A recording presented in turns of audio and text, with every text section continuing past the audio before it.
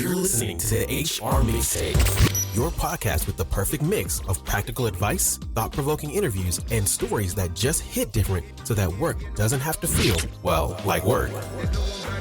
Now, your host, Sherry Simpson. Joining me today is Dr. Eric Canny, consultant and assistant teaching professor of education at the University of Southern California. Eric, thank you so much for jumping on the podcast with me today. Absolutely. It's wonderful to be here. It's my first term and a little overwhelming, but really excited to be here and able to do this. Yeah, well, we're glad you're here. I want to talk to you about social trends impacting HR today. Give us the overview. I think, so I have a presentation and the title changes, but underneath it, the subtitle is always Tsunami in a River. All of these social trends were actually happening before COVID, but they're being sped up and just ramification, and they're feeding off of each other. And so but I think the other piece is we're being very reactive when we know what's coming in the future. I love data, right? And so data can help us predict what's coming. And I think that's important for HR, both to be scanning externally, but also when I speak with HR professionals, their business partners don't understand what's happening in the workforce. And so there's a lot of tension. Why can't you get this person, or things like that? And so I think it's here to stay, and use data, absolutely. What are some of the cases where you have seen HR adapting to some of the social trends? Absolutely. So I think remote work, right? Bringing in employer of record. And it really started from a compliance perspective. But, I think about it from a recruitment perspective. If I can hire the best person from Singapore or LA and fill the position, we're seeing that. Rethinking training, anything from upskilling, which is going to just get faster and faster with AI, but also people aren't staying in the job as long. And so, there's one person I know, AVP or assistant CHRO, their average tenure is now 2 years.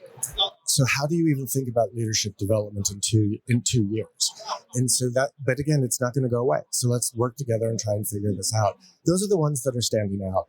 That is such a good point. The comment about how do you even do leadership development in 2 years? Because literally you're having them try to get their head around it within, let's say the first 90 days. Right. They're trying to learn everything, let alone hey, let's put together a giant leadership plan for you. But I think it's also really important because one of the things we are seeing is people move, right? And so another thing that we know is if people don't believe in the culture, they're usually on about 6 months now. Yeah. They're making that decision really fast. And so there is an opportunity. I mean, there's micro learning. There's lots of other tools that we could bring in and rethinking training and development, but you need to start it right away, because if they don't feel like you're invested in them as their employer, they will leave. And we're starting to just build more and more of that to see that people, it's not an employees market like it was 2 years ago, but it's probably going to swing back that way. Yeah. I recently read an article on, I think it was a LinkedIn article. Yes, I'm pretty sure it was a LinkedIn article, but it talked about Gen Z taking more roles in blue collar jobs than ever before. It's fascinating. It's fascinating. And I think it's not just blue collar, but it's also, the public's perception of education, K-12 as well as higher ed, is the lowest it's ever been. And people are starting to think about, do I really need a degree? Yeah. We have multiple states that have removed degree as a requirement. And so there are more pathways forward. Those traditional pathways aren't, always going to be there. And I think that's also important for HR, like with social media. How do I reach these people? Because you're looking at an environment where you've got a lot more ways in and out. The behaviors are different, Gen Z, Gen X. And the other thing to keep in mind is that's the future, and there's fewer of them. So we have to figure out how to attract, retain, or keep, and just keep doing that. Yeah, it's interesting to see all the changes. How does HR stay ahead of all these trends? My recommendation is to actually have people that are scanning outside. How I keep up on it, and I do it to teach and consult, but every day I'm just scanning what comes through. I'm looking at the education pipeline because that's our, 10, 15 years. I'm looking at data, SHRM updates, higher ed dive, all of these, 5-10 minutes a day. And it's helping me keep up. And so I think it's more of that constant, don't let it go. I also think that higher ed needs to be thinking about partnerships, looking at, so there's 3 very large funding bills it's a once in a generation funding that's coming down, Infrastructure CHIPS Act, and it's going to put more pressure on the market than we already know to find jobs.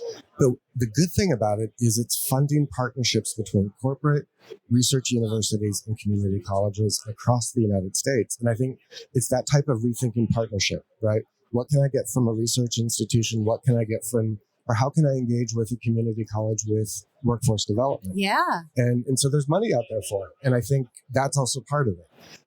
And then just really looking constantly externally. Yeah. Part of it. Well, and you mentioned, just spending 10 minutes a day. You can set up Google alerts for simple topics, exactly. right? Right. I have simple alerts that come up, and if I probably get them 2 times a day, in all honesty, and you just start getting used to it. I think at first it probably takes more than 10 minutes, right? But once you start getting used to it, then you just start bringing in, and you could also go to your team and say, who has an interest in what? I really have an interest in DEI, or I have an interest in generations, and start breaking it up. And that actually starts building a new dynamic within the team of we're actually interested in this and want to be a learning culture to figure this out. And so I think that's another way to do it as well. We have to move beyond the transactional into really transformational of things need to change.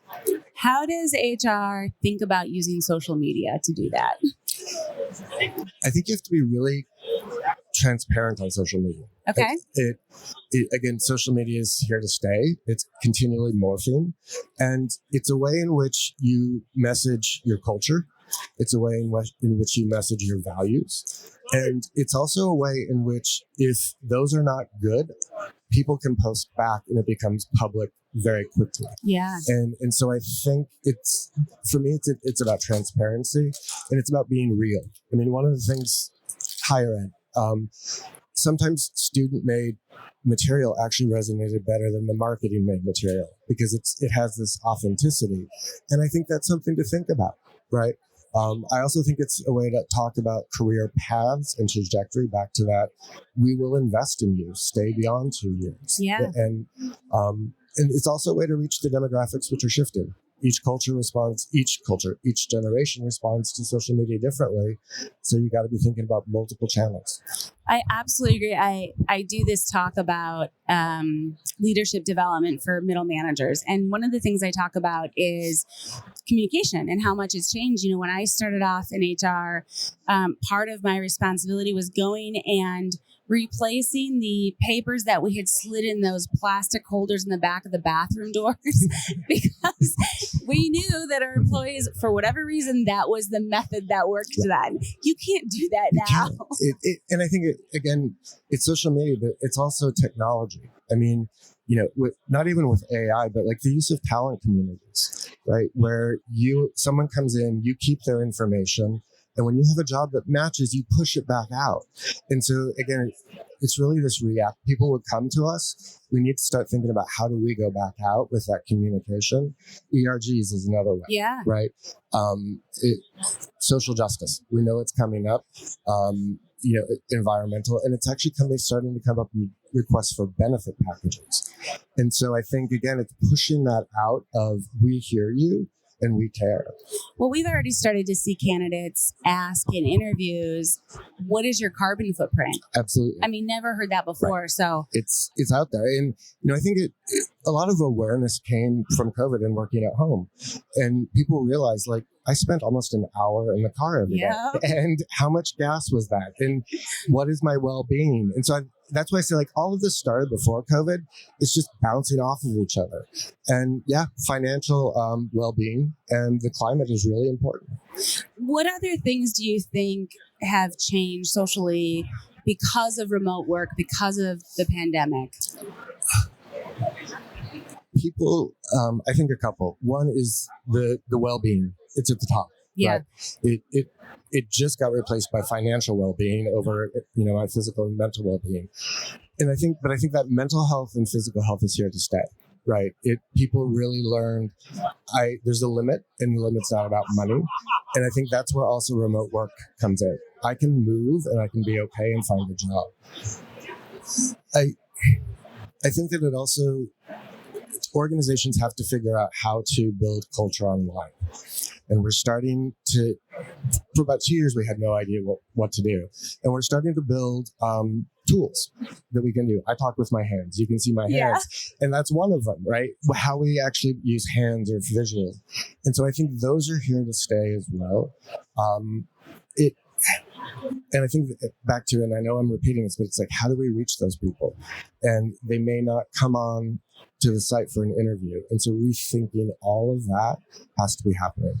Well, and you said something that made me think about how I've changed using social media. So I have noticed that when I post something on LinkedIn that's very polished, very well written, it doesn't necessarily get the same traction as the stuff that I write that's really personal and shares a little bit about my journey. I think that's true for organizations too. Absolutely. I mean, and I think sometimes it's, it could be asking those employees to tell the story, but then backing off. Yeah. Right. And let them actually tell the story in their voice. And I think it's also one of the things too is you need to be thinking about the breadth of the organization. It is not just about the C-suite or the leaders, but people, what is the story of blue collar, right? Or historically marginalized. And so there are lots of different voices that you need to be putting out there. Even the generations, ultimately we all have financial worries, but the worries for a Gen Z and a boomer are completely different, even though underneath it, it's still a financial concern. How do you see HR leveraging social trends to make positive change in their organizations? I think it's a numbers game. And, one of the things that really sort of disappoints me is we're going back to that business case for DEI.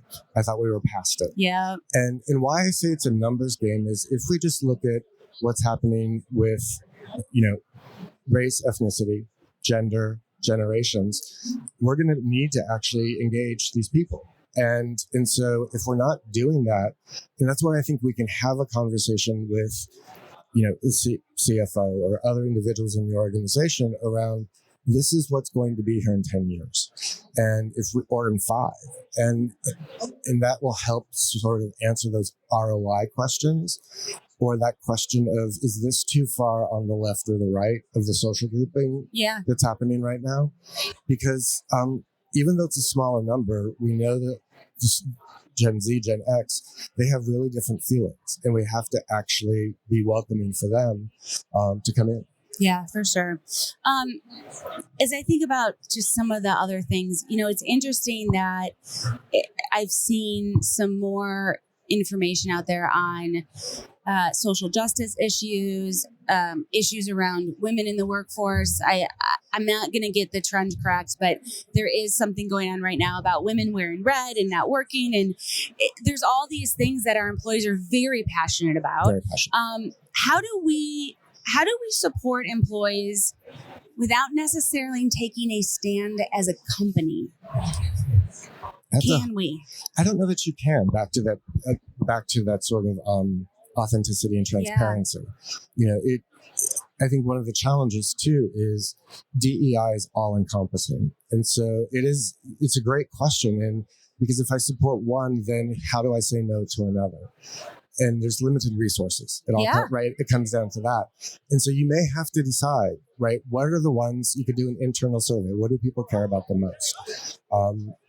Or the other thing too that I think about is how do I manage polarities? And right now we've got a lot of polarities going on. And you could say, like, I'm going to manage what's the largest part of my workforce and, dedicate to them. Underneath it, what we're seeing is some of the data, is whether it's gender, race, ADA, as long as there are programs that cut across identities, it's going to help. I think what we are seeing, though, is a pullback on the corporate responsibility.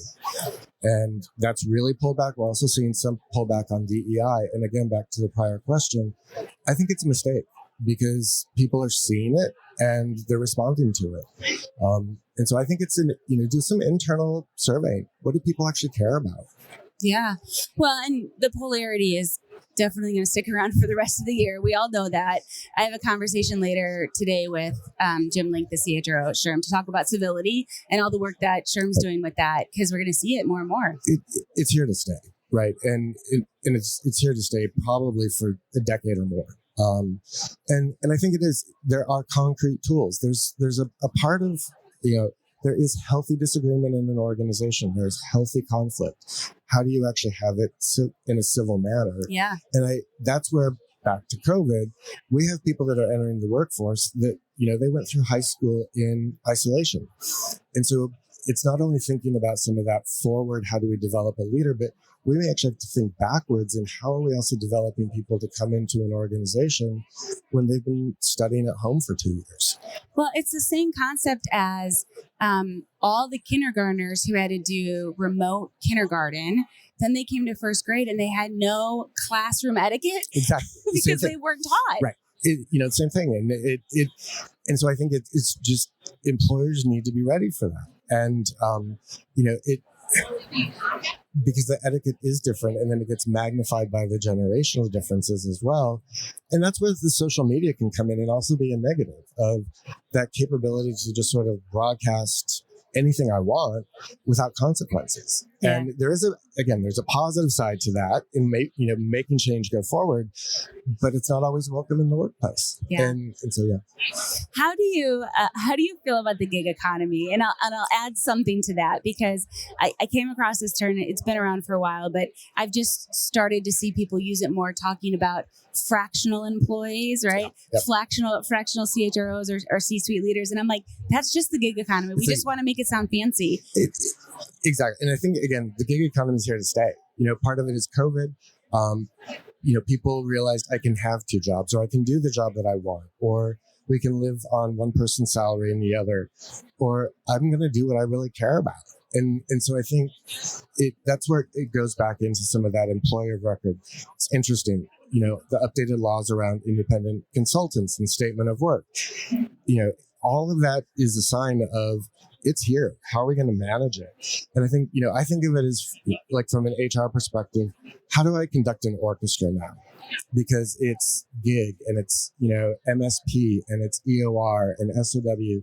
And I need all of these lines going, but I need to figure out when one goes away and one comes louder. But if I don't have the whole orchestra there, I might be in trouble.